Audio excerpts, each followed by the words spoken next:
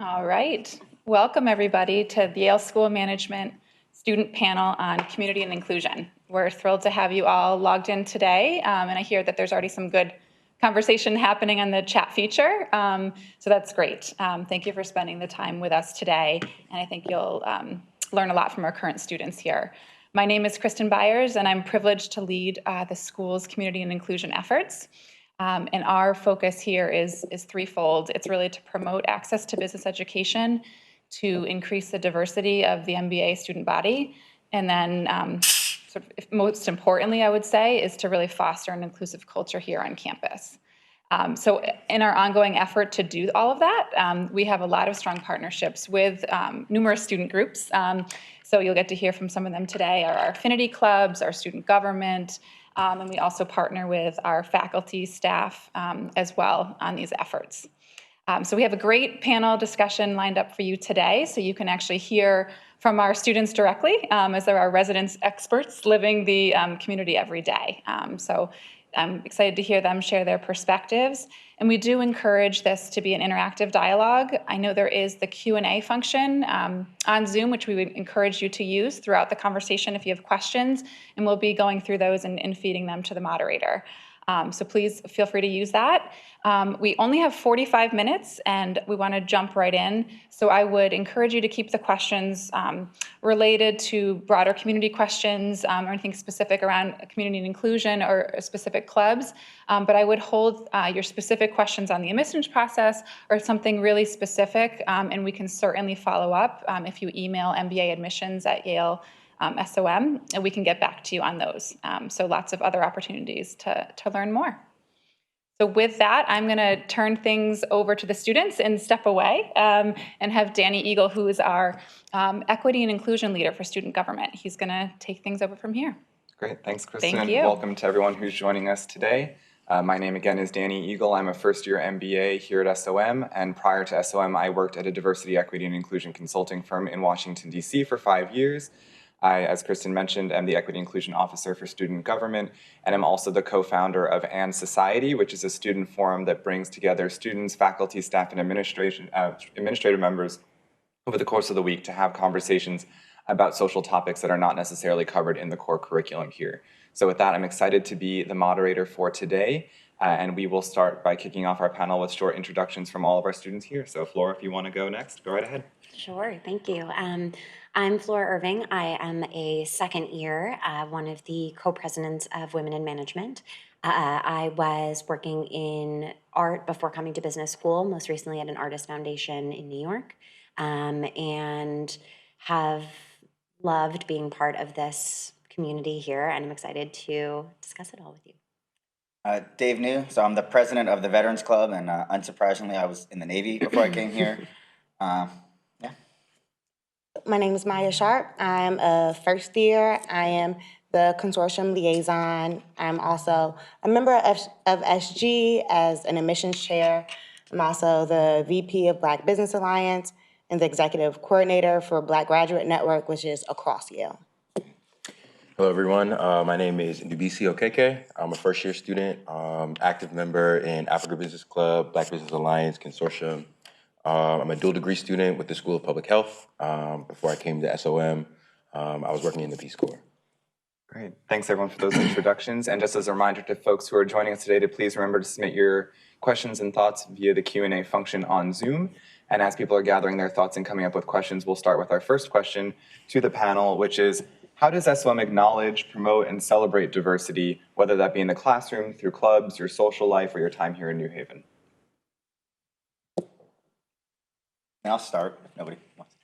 I think one of the most underrated things we do here that I didn't realize the value of until I got here was the fact that all the clubs are free to join, which sounds like a very small thing, but like I get the newsletters for WIM, I get them for Out of Office, and then if I had to pay $80 to join a club, especially on my $0 a year income, like that really kind of restricts you.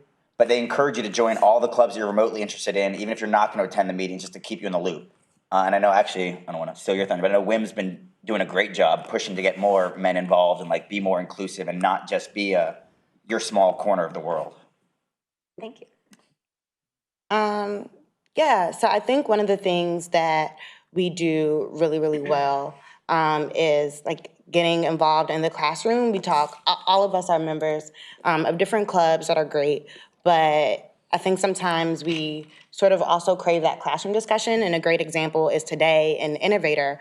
For the first 15 minutes, our professor, who is amazing, sincerely talked about why it matters for diversity in organizations and not just the business case, which you'll hear a lot about in a business program, but the morality case and how it's important not to try to justify diversity in businesses because it's some sort of value add for the business simply but because it's the right thing to do.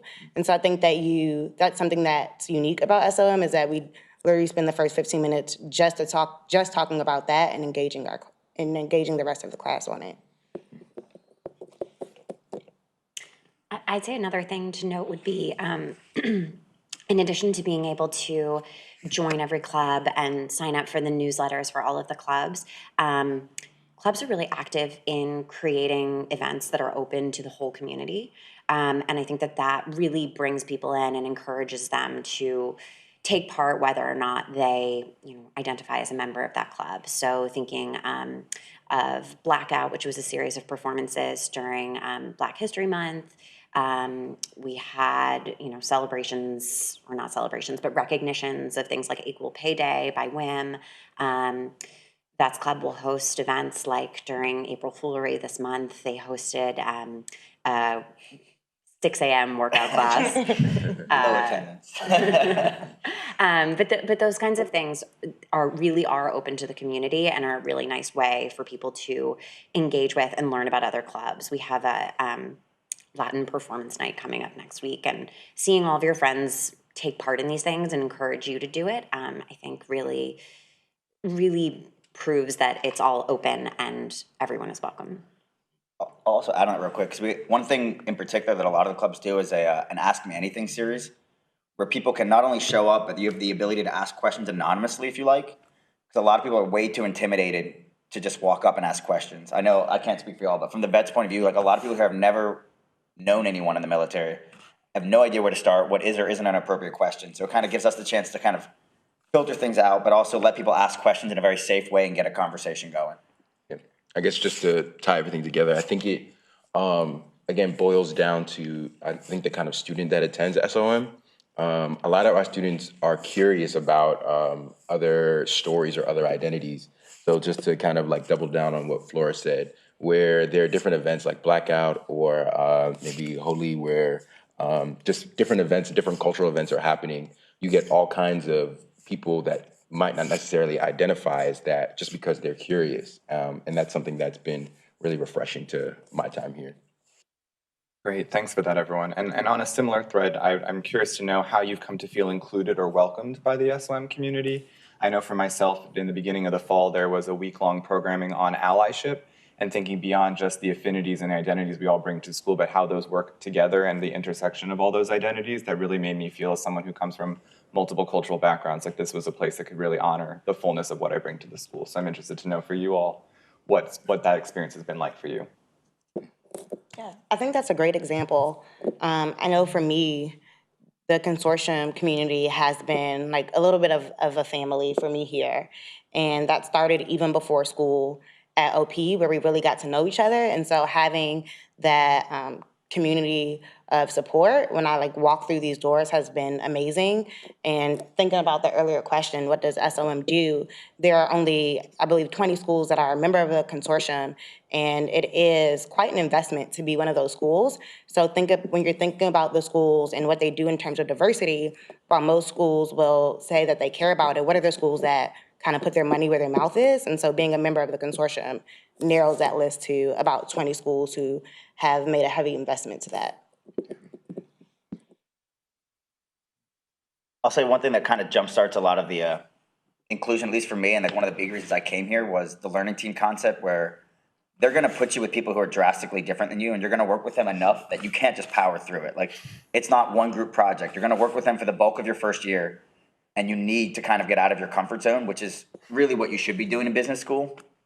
But like one of the stories I love to tell is, so my first day on my learning team, I was sitting across somebody who was in the Peace Corps, and we're both just kind of like eyeing each other sideways, like, are we going to get along? And now we're super close friends. Like, my learning team's literally going to do happy hour later, even though we're no longer officially a learning team on your second year, but it's going to push you out of that comfort zone, and you're all going to learn to work together. And like, it prevents you from staying in your own little safe bubble, which I thought was great. Any other thoughts, or should we move on to our next question? All right, so what was the thing that was most surprising to you about the SOM community when you arrived? I guess I can start. I think probably echoing some of the things that Mai said. Just the way in which I easily meshed with people, and also the opportunity to do so. So OP was a huge thing for me, where I got the chance to really get to know people in the consortium.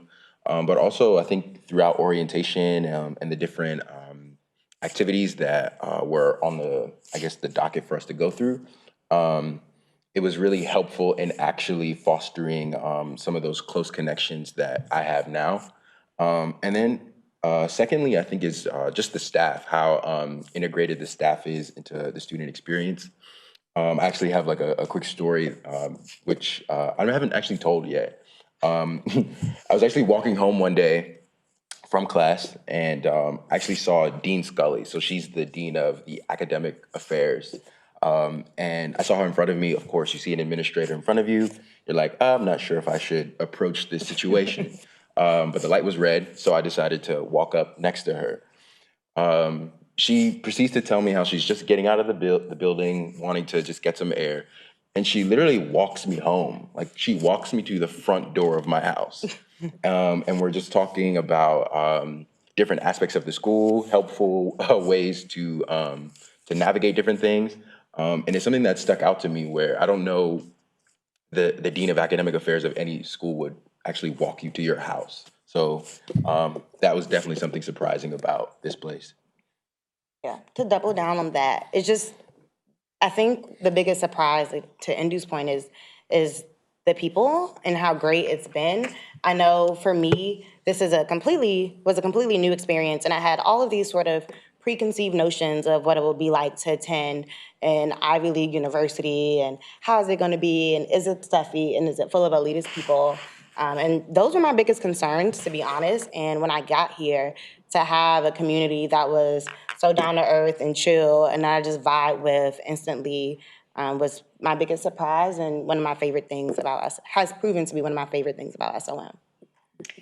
Building off of what both of you said, I think I would describe my biggest surprise as how genuinely nice people are, like suspiciously nice. For example, a friend of mine, or now a friend of mine, who was in my cohort during the first quarter, he had exempted out of our economics exam. And he had mentioned to the class that he would be happy to help anyone in studying for the class, just to reach out with any questions. And I texted him from the review session feeling really confused. And he, within 5 minutes, got back to me, put aside an hour to help me study when he had his own exam the next day. So I think that's really a testament to how invested people are in each other and how willing people are to support each other. Great. So we're starting to get some questions in from folks on the webinar, so thank you for sending them along. Please continue to do so using the Q&A function. Our first question from the crowd says, sounds like Yale SOM shines a light on diversity, equity, and inclusion, which is great. How does Yale SOM hold the business community accountable for diverse and inclusive practices? I mean, I know you touched on it briefly, but like, we talk about that a lot actually in class, in various classes, about like what the importance is, and in particular, like, yeah, like you mentioned, there is the business side of looking at diversity as something that does improve your business, but then there's also the ethical side of like, is it the right thing to do? It's kind of hard to sum up because it's sort of like an ongoing underlying feature here. Yeah. It's not like you're going to take a particular class on it, but it is a big thing here that is discussed frequently between not just classes, but also you'll hear I'm blanking on words, conferences and all. Like, it's a never-ending discussion here, honestly. Yeah, I think, and part of that is really preparing the next generation of business leaders. And so it seems, I don't want to minimize it at all, but it's actually like the people that are here now are going to be leaders in this business community that you're asking about. So having the foundation now of learning why having diverse practices and inclusive practices are important is really the training ground. So you make sure that regardless of what's happening now, that you are being a ethical leader who cares about these things in the businesses you lead. And then also the CDO. So we have the Career Development Office, which will help you talk through your offers and help you get one. And they consistently remind you about fit and making you sort of think about these things so you don't fall into the trap of maybe picking the highest offer you have, but really thinking about, is this a company that I want to work for? And if it's not, they will make sure that you understand why not, why isn't it a company that you'd want to be at, and sort of like what are your values and seeking out those companies that align with your values. I'll also just add briefly that as part of the Equity Inclusion Office in Student Government, we host an annual inclusive leadership training series that will discuss actual management techniques and tools to help people, regardless of their background, work with folks who may come from a different background, and that could be along the axes of disability, race, gender, sexual orientation, gender expression. And so those have been really meaningful ways to connect on these issues. And I'll also just say briefly that Maya and I, if you don't mind me volunteering you, have gotten to work with the administration on some of these challenges and recognizing that the kinds of questions you're asking about that are pervasive in the business community impact us here at Yale as well. And Maya and I and other students in the consortium class have been having regular meetings with the administration about these questions as they pertain to Yale. And the fact that the administration is so open and willing to have those dialogues with us on a regular basis to me is encouraging, and particularly acknowledges that we as a community have areas of improvement. But I think it's safe to say that anywhere you'll go, and maybe where you're coming from, are also places where that might be the case. So, Mind if I have one quick thing? yeah, go right ahead. So along the lines of the school kind of talking the talk and walking the walk, one thing that really impressed me this year was they were hiring a new person for the school, and they invited the heads of a lot of the affinity groups to actually come and do interviews with them and give their feedback. So literally, it wasn't even supervised, it was just a group of us talking to them one-on-one and giving our opinions on, do we feel like this is a person who will help make the community better? Which honestly surprised me on how much free reign they gave us there to literally contribute to our own community and help shape the business here. Another question from the crowd. What kinds of leadership skills have you learned, or have you been able to connect with other affinity club leaders across different business schools in the development of leadership skills here? Can you repeat the question? Yeah, sure. So what kind of leadership skills have you learned at SOM, or have you had the opportunity to connect with other affinity groups in the development of those leadership skills? So I'll start. So one of the things, it's an elective that I'm taking called Interpersonal and Group Dynamics. And it is a lot. It is intense. It is every Tuesday from 2:30 to 9:30 p.m. And a 3-day retreat. And so it's a very intense class, which is why it's an elective. But I think one of the leadership things that I really leaned into was, how does my own personal style of management either encourage or discourage others from being able to speak freely with me. I know a lot of times, if you ask anybody on this panel, I have a very big presence, and so that's something that I'm proud of, but it was in this class that I learned how to tailor that to all people, including people who could be pretty introverted and may not feel comfortable speaking up at once. And so this is my first time really being in that environment, and so that was a huge learning for me, is really how to tailor my leadership style to the different people that I could be managing one day. I'd say for me, I've just learned to get used to stepping up. I think Dave talked about our learning teams, and I'm currently in a class, an elective as well, Global Social Entrepreneurship. It's a class that pairs you with a social entrepreneurship specifically in Brazil this year. It includes a trip to Brazil where you're working on the ground with them. And a lot of the projects, the assignments, they can be pretty hefty. And because it's a team effort, there needs to be someone who's leading, someone who's facilitating what's going to happen. And so there are ample opportunities to step up. And if in the past, or if you're someone who is used to kind of sitting back and letting other people work things out, or maybe taking a support role, I think SOM has provided an atmosphere where that just won't be possible. You'll have to step up at some point or the other. And I'd say I've just gotten used to it. Great. So our next question asks about what it's like to be a member of your respective cohorts. Do you have to find comfort from these clubs alone, or does the diversity and inclusion effort spread across the school in the classroom? It's definitely spread across the school in the classroom. Each cohort has not only a cohort representative, but they also have a classroom dynamics representative. So that person's sole job is to serve as a liaison for the group, manage what's going on both in the classroom and outside, and I think that really contributes to trying to foster a communicative and open-minded cohort. And it works out nice too, because the cohorts have very different personalities, which you don't realize until you start taking classes in other cohorts.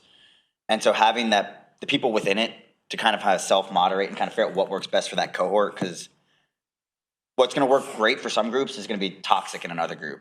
And so it gives people the opportunity to give feedback and kind of improve your own little community. Like red claps for everything. Literally, like the red cohort after every too? yeah, Yes. I yeah. didn't clap last year. After every class, She was they green clap and blue. as if they didn't just have that class on Tuesday and it's Thursday. But nonetheless, red loves it, and so I'm not in red. Great for me, but I love that there is a cohort that does that. You know what I mean? Like, I love that I'm not in it, and I also love that there is some cohort that does that. And so there is that aspect of diversity that all the cohorts very much have their own personalities. So an unrelated but very short side note, there's always one or two cohorts that do that, and they don't realize they're the only ones who do that until they swap classes. And you have that one person in a class who just starts doing like the clap and no one joins them, and they're just like, oh, you guys don't clap here? Yeah, and one of the things I appreciate about the classroom dynamic at SOM, aside from the classroom dynamics rep and the cohort rep that Flora mentioned, is just how international the space is. And so one of the things that can be hard to get used to, and was for me, is being in a room like this where you have mics and you actually have to press a mic button to actually be able to speak. It feels a little bit like you're at the United Nations or on some grand forum, and that takes some getting used to. But the fact that you're, for many people, coming back to school after some time away and all in this readjustment period together and coming to that space from so many different cultures and countries makes the experience quite dynamic and is something that I've really appreciated. So we have a question from the audience asking if any of us on the panel are first-generation MBA students, and if we mind if that's true for us, speaking to that experience. I can start. First-generation MBA students, most definitely. So I'm also first-generation, I guess, American. I'm Nigerian-American. I think the experience has been, I think, constantly a learning process, but your friends are there to help you. For example, Maya, I'm not sure if she's a first-generation MBA student, but she did all the programs. She did MLT. She did XYZ. Just having someone like her who understands the business landscape, who understands even, I was first an MPH student, so I applied to Yale for the dual degree program. But even understanding where the different business schools, exist in the ecosystem of MBA schools in America, different things like that. I've been able to lean on my friends for the gaps in knowledge that I have. I think more than anything, you have a certain set of skills, analytical skills, problem solving, and they all just come to bear when you're in any program. So I wouldn't say that if you are a first generation MBA student, you should feel afraid or feel that imposter syndrome that pops up all the time. I think you'll be in good hands here. Yeah. So I am a first-generation MBA student, and it's probably why I did all of those pipeline programs, because I didn't have anyone in my family who could show me the ropes, and so I relied on a lot of these programs, specifically for diverse candidates to really guide me through the process. And they've been amazing and instrumental in not just helping me get here, like MLT is amazing, and consortium, but also helping me land my internships, helping me finesse the interviews. So all of those things, those programs have been great. Once I got here, I honestly don't, I don't feel like it's impacted me since being at SOM, because whether you're a first generation MBA or not, the learnings are so new that once you get here, I don't think for me, it hasn't made a huge difference or been a steeper learning curve for me than any of my peers. Yeah. I was gonna say real quick, for those of you who don't know where to start, I know for the vets, like, we have an email account. We get emails all the time from people like, I don't know where to start. Can you help us out? Like, we know no one in the military knows how to write a resume. We were all right there 2 years ago. So, like, reach out to people. And I think you'll generally be surprised how receptive and helpful people are. Because I think most people feel like they're in it alone, and you're really not. And I'll just add quickly, as a first-generation graduate student, both my parents were first-generation college students in our family, but no one has gone to graduate school, that it was comforting coming from a non-business background or traditional business background to find that so many of my peers were in similar situations. So even if folks have family members who have perhaps achieved a higher level of education, there are so many students, myself included, who haven't seen a number in like 10 years and have been hiding from numbers for quite some time. So that was really comforting, just to recognize that even if I thought this was something that might be particular to my experience, was actually quite common. Our next question is Yale involved with RAMBA, which stands for Reaching Out MBA and is a pipeline program for LGBTQ plus leaders? We do partner with RAMBA, and actually I am our RAMBA fellow for our class here, so great question, whoever asked. And to that end, I think it also ties back to an earlier question about how we partner with students from other schools. So similar to Consortium, which is a group of students who come to school with a sense of community, but there are, as Maya mentioned, 19 other partner schools. RAMBA is also a similarly affiliated program where there's about 50 participating schools across MBA programs, both in the United States and Canada. And so in that community in particular, the RAMBA scholars from all these different schools have a running group me. We're constantly in conversation about LGBTQ plus advocacy efforts on our respective campuses. So there's a lot of cross-pollination in how that works. I chose to come to Yale because I felt that it would be a safe community to be out, and a place there was an existing community for me, and that is very much proven to be the case. So I think I might be the only LGBTQ member of the panel, so in case anyone else wants to share, that's fine too. But I will also just say that I have been so incredibly impressed and humbled by the amount of allyship on sexual orientation issues here on campus. It has been something that I think I was most nervous about in coming to school, particularly given some of the potential biases about an MBA student or a stereotype about who might be interested in an MBA. It has felt like a very encouraging space to be out, and someplace I would encourage other folks who are considering pursuing this line of education to really think through. What else can we talk about? Is there anything else more broadly about why you all chose to come to Yale? It's a big question. I mean, the learning team was the big selling point for me, because I was terrified that I'd show up to business school and find people who were just like me and hang out with them and learn nothing. And I knew it would force me to kind of get out of that zone and like jumpstart your ability to meet people who are just from drastically different backgrounds that you otherwise might not have met. So for me, that was a huge selling point. Yeah, as a dual degree, I think it's the integration with SOM with the rest of the university, how easy, simple it is to I guess apply or to take classes in different places, or to actually get multiple degrees in a reasonable time period. That was definitely huge for me. Yeah. Yeah, I think for me, the two things that really stand out are the people, to what we talked about earlier with regard to generosity and the integration with the broader university. Just to build on what Dave was just saying too about people being willing to help you. That was something that blew my mind when I was applying and immediately made Yale my first choice. I reached out, I met someone at a prospective student event, and she had a similar background to me. She gave me her contact info. I reached out to her. She put aside 30 minutes to talk to me on the phone, connected me with somebody else who would be helpful, who spoke to me for an hour on the phone, offered to look over my resume, had coffee with me when I got to campus. It was and I sort of found myself asking, what's in this for you? Why are you doing this? I don't even go here. And she said, that's just, people did it for me, so I will keep doing it for other people. And I think that's very much the spirit here. And as far as the broader university, I think having access to all of the other graduate schools here is an incredible education in and of itself. I had the opportunity to take a class this semester at the Jackson Institute, which is soon becoming a school for foreign affairs, taught by former Secretary of State John Kerry. I was in a class with him and 19 other students from the law school, the forestry school, the School of Public Health. And an experience like that is something I think you'd be hard pressed to find elsewhere. Yeah, and I think Yale SOM speaks a lot about the global network. And as someone who was a candidate at the time, I thought it was great that they had it. I didn't really know how it would be applicable to me. So it's just kind of like, that's nice to have, I guess. But now, as a student, I'm getting to really see the benefits in that I am studying abroad soon.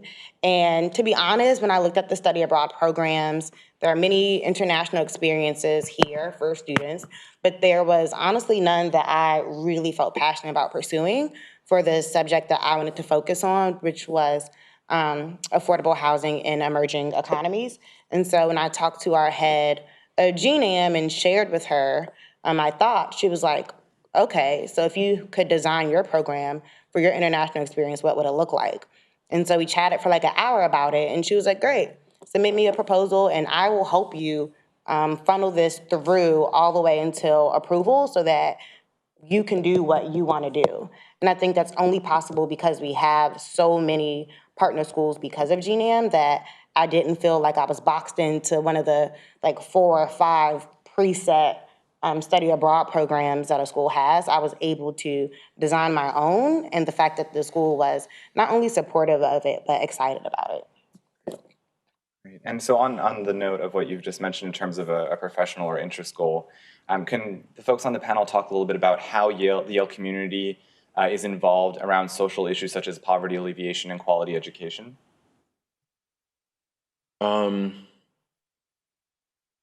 I think we're very integrated into the New Haven community generally.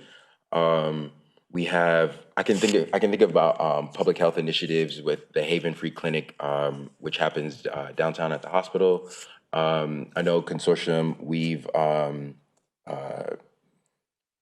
a bunch of us, we actually have partnered with local schools, and we teach about different business topics, help students think through college applications, things like that.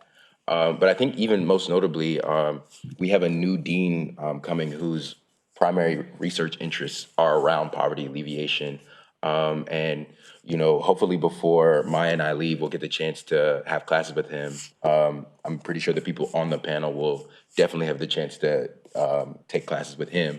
But I think even just the choice of our new leader is a big step towards what more SOM can do in those arenas.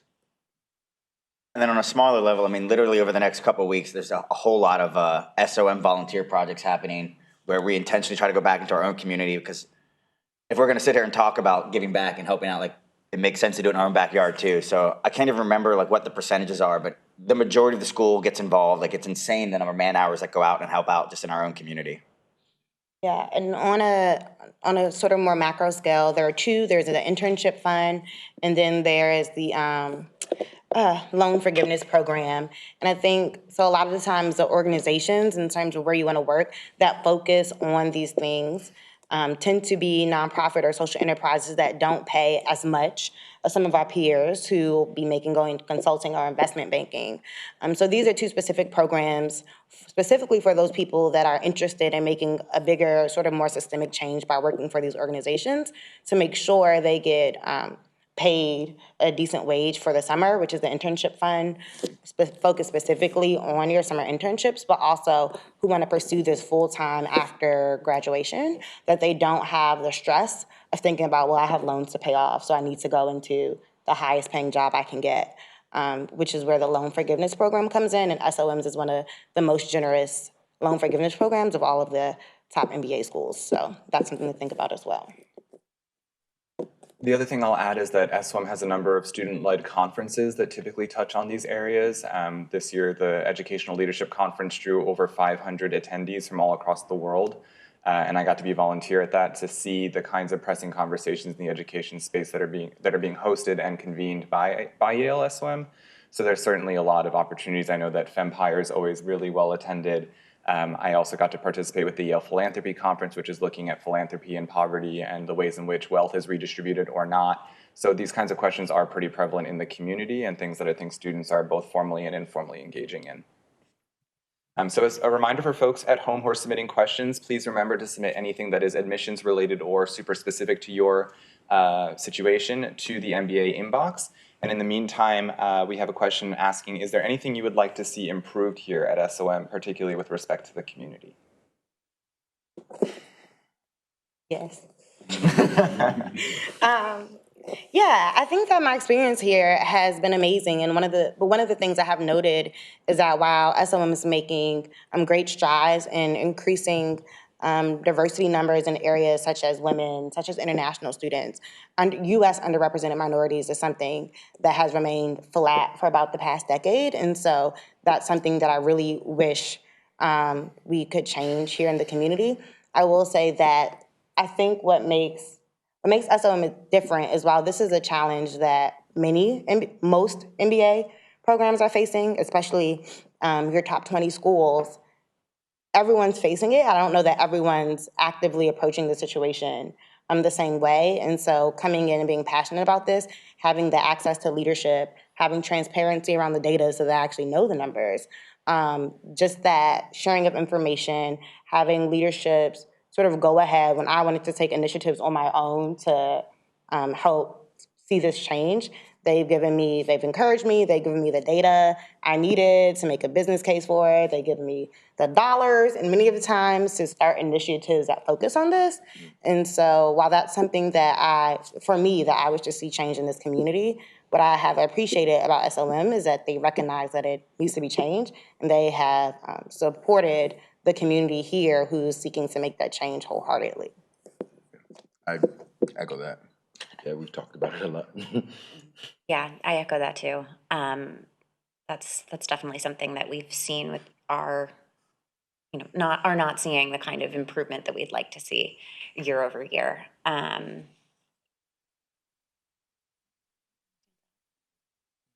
you have anything else to add? If not, that's okay. I'm good. Yeah, I agree. Concur. Yeah. The one thing I'll just add quickly is that I think one of the things that drew me to Yale is the school's mission, which is to educate leaders for business and society. And I think if there are 700 MBA students here, there's probably 700 interpretations of what that mission actually means. But for me, I was looking for a school that would really be thinking about the social implications of business in the world. And I've found that in some classes, there's not as much of that discussion as I would like there to be. And so the upside of that situation is that the school has been very supportive in founding this and society forum so that we can have an intentional space to be having the discussions. Do I think there should be more space for that in the classroom? Absolutely. But at the end of the day, we are still having the conversations, and it's drawing a lot of student and community interest to have them anyways. So there are ways around it, but I'm hoping the school can think about other ways to be putting in intentional structures for those kinds of conversations. So we have about 5 minutes left. So if folks have really important questions, please make sure that you're sending them over to us. As those questions are coming in, the next question to the panel is about the alumni. How helpful and strong has the alumni circle been for you during your experience at Yale? I've never heard of someone reaching out to an alumni and not getting a response back, honestly. And it's usually incredibly quick and incredibly helpful. I recruited for CPG, and every person I talked to at a company would get back to me and be like, well, at least make sure somebody's gonna look at your resume, we'll talk to you about the company, we'll make sure it's the right fit for you.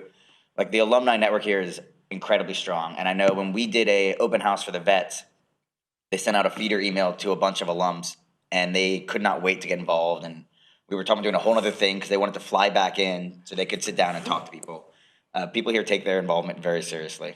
Yeah, I know that was one of the things that I was a little bit concerned about, is because we're a smaller program, would I have the same alumni database? And just in terms of sheer numbers, I think honestly it's been one of the benefits is that it isn't as huge as some of the others. And so the people that you reach out to are that much more invested in you because it feels like there's a bit more of a personal connection there.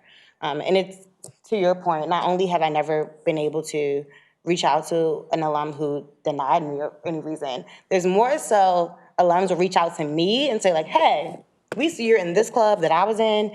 I want to engage with you and interact with you. How can I help you? How can I support you?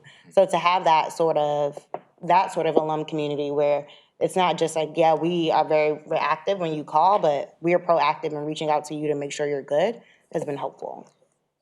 I'd even say those doing consulting recruiting, which will probably be a lot. They're even just that process. I think the way that alum are woven into it is really amazing. So the different mock interview days where alumni from top firms come back and help interview people, help refine their process, getting them ready for their actual interviews. When companies come, Yale alumni are all over, are a big part of the contingent that they bring back, not just regular employees. And it really is powerful to see where alumni have landed and their willingness to come back and help other students. It's also not just SOM. So like my go-to person at my internship was a Yale undergrad, and they take that connection still very seriously. They're very helpful. Yeah, I did early interviewing for consulting, and so did a few of my peers. And everybody who did I think I can say this. I'm going to Deloitte this summer, and so I did early interviews through consortium for Deloitte. Everybody from Yale's consortium class that did early interviews for Deloitte got a Deloitte offer. And I think that speaks to how heavily invested our alum are in making sure that we're prepared and we're set up for success. Great. So with our last few minutes, let's talk a little bit about the fun that you have here in New Haven at Yale. What are the things you like to do when you're not in class, not doing club things that have been highlights for you here? This is the first time in my life where my biggest issue socially is trying to figure out which events I don't want to go to. Because there's so much going on, you can't go to everything without becoming exhausted. Especially right now, like we're at the end of our second year and there's like 18 events every week. You just have to figure out which ones you want to do. April is a really fun month. It's called April Foolery, and there are different events every day. So the vets workout that I mentioned was one of them. So that there's a volleyball tournament going on outside right now. It's supposed to be at right now. Yeah, exactly. I will say for me, one of the things that I really love taking advantage of in New Haven, as someone who was working in art before coming here, is the art school and the museums here. I've gotten the chance to go to crits at the art school where students will critique each other's work, had the chance to become friends with a lot of people from the art school, go support their shows, go to their studios, and that's something that is such a big part of my life here, and I think is such a cool thing to be exposed to that you would be hard pressed to find in the working world, or even at other schools that maybe don't have robust art programs. I think honestly, it's just all about getting on like as many email lists or the right email lists. Yeah. I mean, even from there, the School of Drama, where like tons of famous actors have gone. Yeah. They do plays. I think every weekend as a part of their curriculum. Beyond the Yale rep, there are lots of things to do on the weekend or every day of the week here. I'm basic. I like to eat and I like to drink. I'm basic. I like to eat and drink. We have quite a vibrant bar scene. I do too. Our affectionate student bar, now called Griffin's Pub, aka The Griff, where you can get great, cheap drinks, lots of endless happy hours to frequent. That's how I spend my downtime.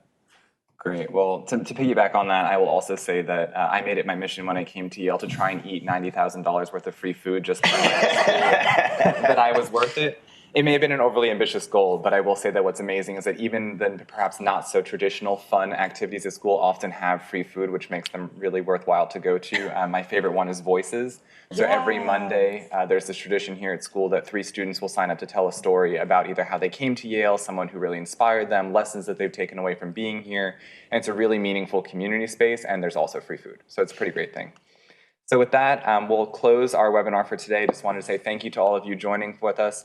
I think as the panels have made pretty clear, we would be certainly happy to answer any follow-up questions, or if you want to come and have the ability to come to campus, please let us know, since we certainly want to connect you with people who can help you make your decision for school. So with that, thank you so much for your time, and we'll hopefully hear from you soon.